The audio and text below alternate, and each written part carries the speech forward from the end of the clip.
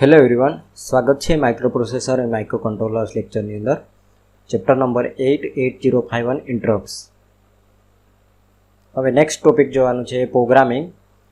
Right assembly language programming to take the data from port 0 and transfer it serially continuous use serial interrupt and write the ISR.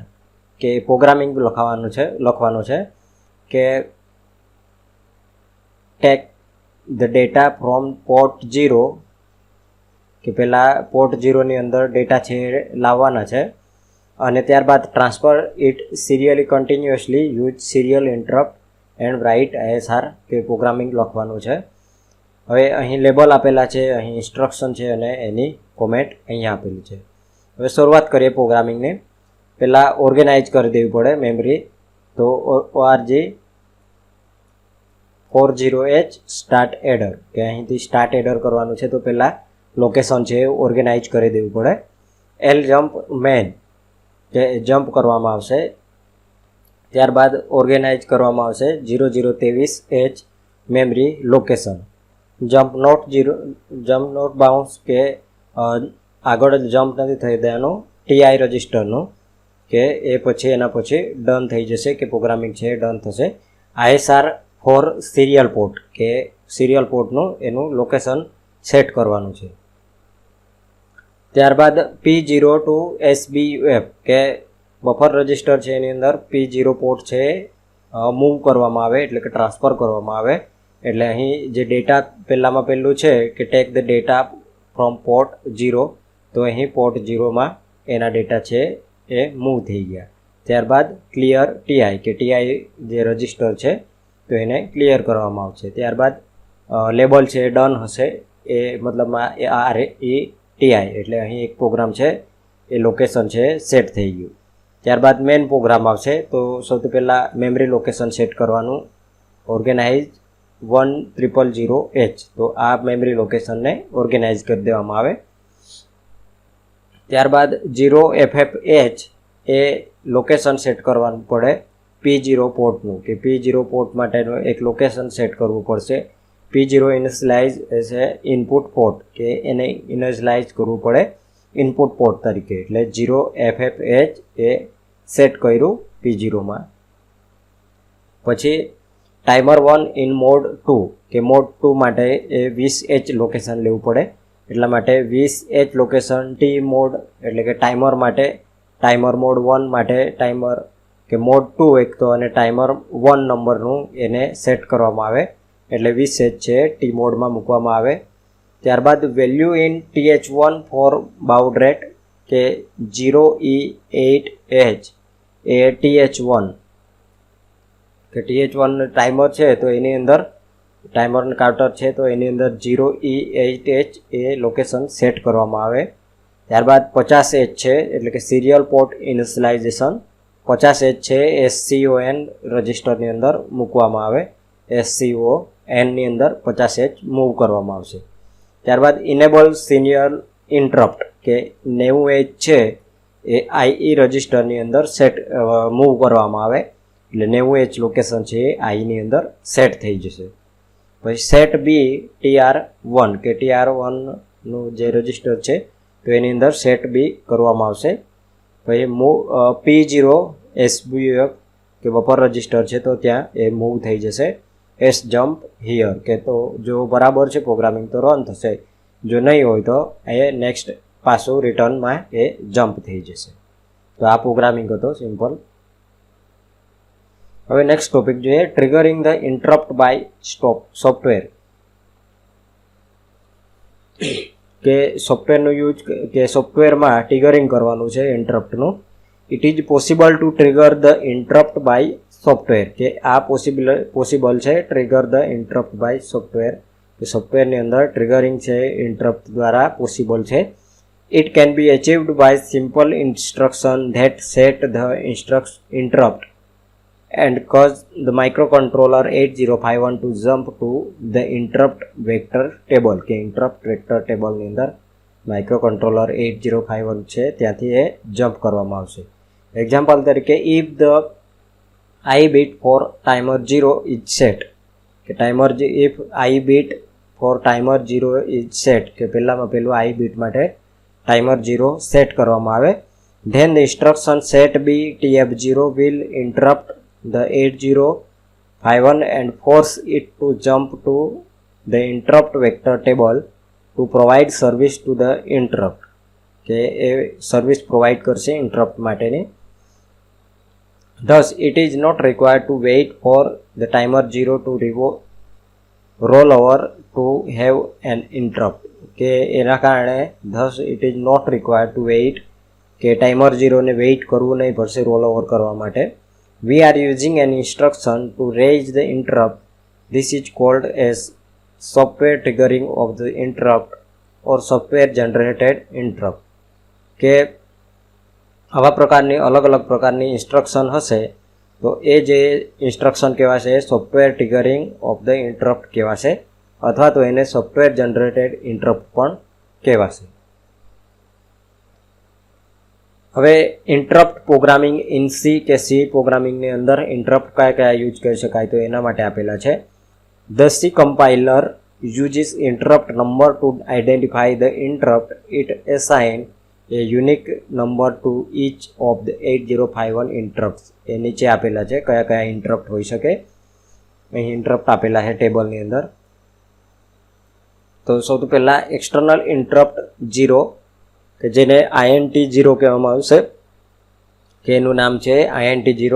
A external interrupt 0 હશે.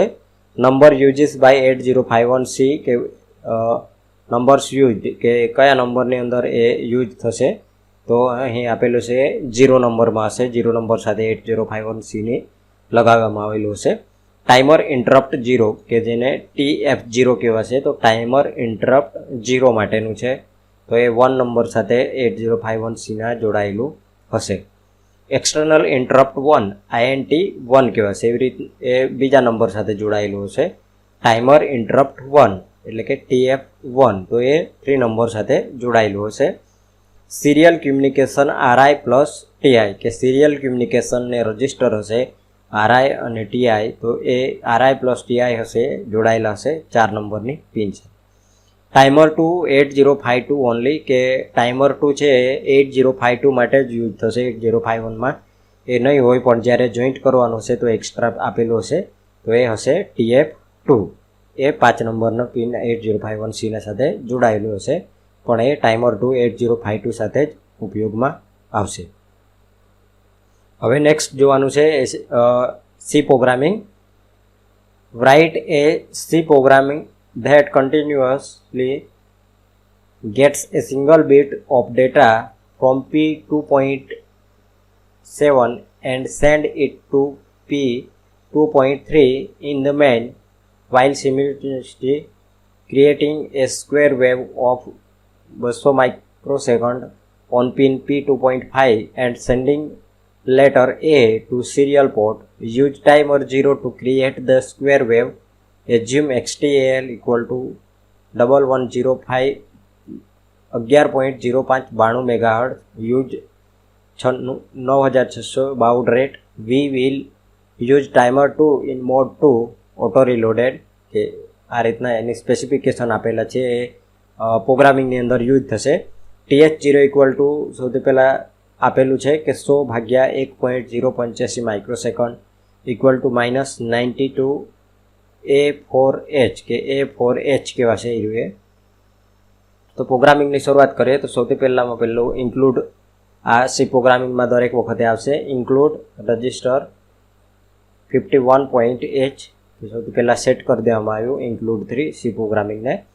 S bit in bit P27, કે અહીં set કરવી પડશે. સૌથી પહેલાં S bit છે, એક તો S બીટ હશે સિંગલ બીટ, કે S બીટ એટલે સિંગલ બીટ હશે.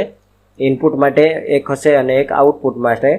ઇનપુટ માટે હશે તો એ P2.7 હશે અને બીજી હશે 2.3 હશે, જે અહીં આપેલી છે. A single bit of data P2.7 એક આપેલું છે ઇનપુટ માટે આપેલું છે, અને એક બીજું આપેલું છે આઉટપુટ માટે આપેલી છે.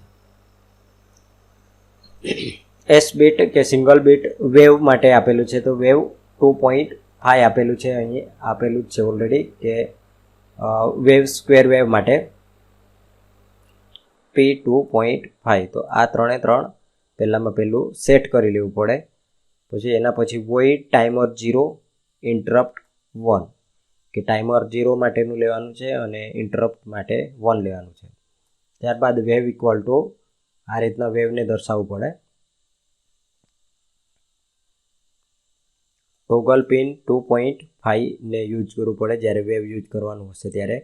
વોઇડ સિરિયલ 0 ઇન્ટરપ્ટ 4 કે એવી રીતના વોઇડ સિરિયલ 0ને ઇન્ટરપ્ટ કરવામાં આવશે વોઇડ દ્વારા. તો અહીં ઇન્ટરપ્ટ 4ને યુઝ કરવામાં આવશે. ઇફ જો ટીઆઈ ઇક્વલ ટુ 1 કે આ ઇક્વલ ટુ 1 લેવામાં આવે, ડબલ ઇક્વલ ટુ છે, ટીઆઈ ઇક્વલ ટુ 1 અથવા 1 જ એ ક્યારે પણ 1 જ થશે. SBOF ઇક્વલ ટુ એ, કારણ કે એને ટ્રાન્સફર કરવાનું છે લેટર, એટલે અહીં સિંગલ લેટર આપેલું છે કે એ ડેટા ટ્રાન્સફર કરવાના છે. લખેલું છે સેન્ડ એ ટુ સિરિયલ પોર્ટ, કે અહીંથી સિરિયલ પોર્ટમાં એ ટ્રાન્સફર કરવામાં આવશે, એટલે સેન્ડ કરવામાં આવશે. પછી ટીઆઈ ઇક્વલ ટુ 0 લેવામાં આવે. ટીઆઈ 0 કરવામાં આવે એનો મતલબ ક્લિયર ઇન્ટરપ્ટ, કે ટીઆઈ ઇન્ટરપ્ટ છે એને ક્લિયર કરવામાં આવશે. એલ્સ આરઆઈ ઇક્વલ ટુ 0, ત્યારબાદ ક્લિયર ઇન્ટરપ્ટ 0 કે આરઆઈ પેલા ટીઆઈને ઇક્વલ ટુ 0 કર્યું મતલબમાં ક્લિયર ઇન્ટરપ્ટ, કે ટીઆઈ ઇન્ટરપ્ટ છે એને ક્લિયર કર્યું, ત્યારબાદ આરઆઈ ઇન્ટરપ્ટને પણ ક્લિયર કર્યું છે. ત્યારબાદ વોઇડ મેન, કે મેન પ્રોગ્રામિંગ અહીંથી શરૂઆત થાય છે. ઇન બીટ કે ઇનપુટ બીટ ઇક્વલ ટુ 1 લેવામાં આવે, એટલે મતલબમાં મેક સ્વિચ ઇનપુટ, કે પહેલામાં પહેલો ઇનપુટ આપવામાં આવ્યો 1. TH1 ઇક્વલ ટુ -3, એટલે 9600 બાઉડ રેટ આપેલું છે.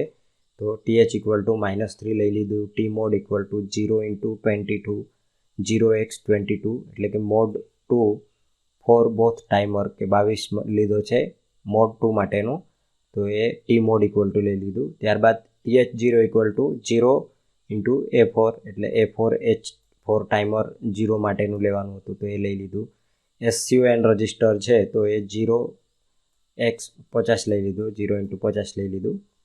TR1 0 ઇક્વલ ટુ 1 લીધું, TR1 ઇક્વલ ટુ પણ 1 લીધું, એટલે આ ટાઈમર જે હતા એના પ્રમાણે એ સેટ કરવામાં આવ્યું. IE enable interrupt four T0, કે T0 માટે 0x92 લઈ લીધું, એ આઈ રજિસ્ટર છે એના માટે લીધું. વાઇલ 1 લીધું હોય તો ત્યારે શું પોસિબિલિટી થશે, તો કે આઉટબીટ ઇક્વલ ટુ ઇનબીટ થઈ જશે. જો આઉટબીટ ઇક્વલ ટુ ઇનબીટ એટલે કે સેન્ડ સ્વિચ ટુ P2.3 કે 2.3 પિન છે તો ત્યાં એ સેટ કરવામાં આવશે ડેટા, તો આઉટપુટ ઇક્વલ ટુ ઇનબીટ થઈ જશે. આઉટબીટ ઇક્વલ ટુ ઇનબીટ થઈ જશે, એટલે ડેટા છે એ ટ્રાન્સફર થઈ જશે. આ સિમ્પલ પ્રોગ્રામિંગ હતું કે મોડ 2 માટે ટાઈમર 2નું કે એ આગળ પછી કરવાનું હતું. આ સારા સમજાઈ ગયું હશે. આભાર.